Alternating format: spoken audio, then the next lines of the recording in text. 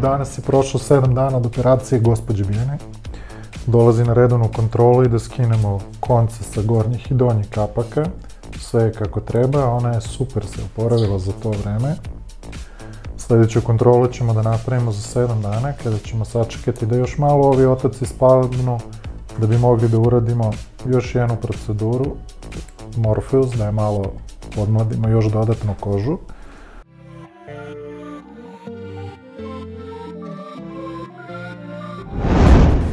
Prošlo je mjesec dana od operacije, oporavak je tekao odlično, otok je brzo splasnuo, bola nema, nije bilo uopšte. Rezultat se vidi i sviđa mi se, nema podočnjaka, nema borica, usne su isto jako lepo podignute, blago, ne previše.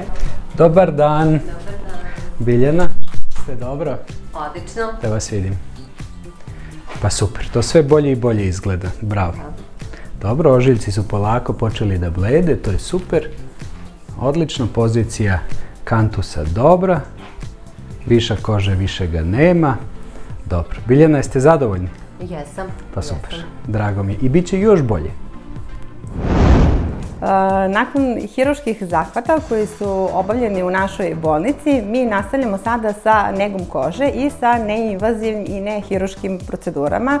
Reč je o Morpheus 8 aparatu koji radi po principu kombinacije radiotalasne energije i mikrouboda. Cilj ovog tretmana je zapravo popravljanje samog tonusa kože, znači koža će nakon procedure biti mnogo elastičnija, bit će boljeg torgura, a što se tiče samog spoljašnjeg sloja kože, ona će biti sjajnija, bez vidljivih hiperpigmentacija i ujedno ovim tretmanom također možemo ukloniti plitke bore koje su prisutne na licu. Tretman je jako brzo gotov, nije bolno uopšte, očekivala sam da boli, ali ne boli. Doktorka ima laku ruku. Ova maskica prija hladi i vidjet ćemo rezultat.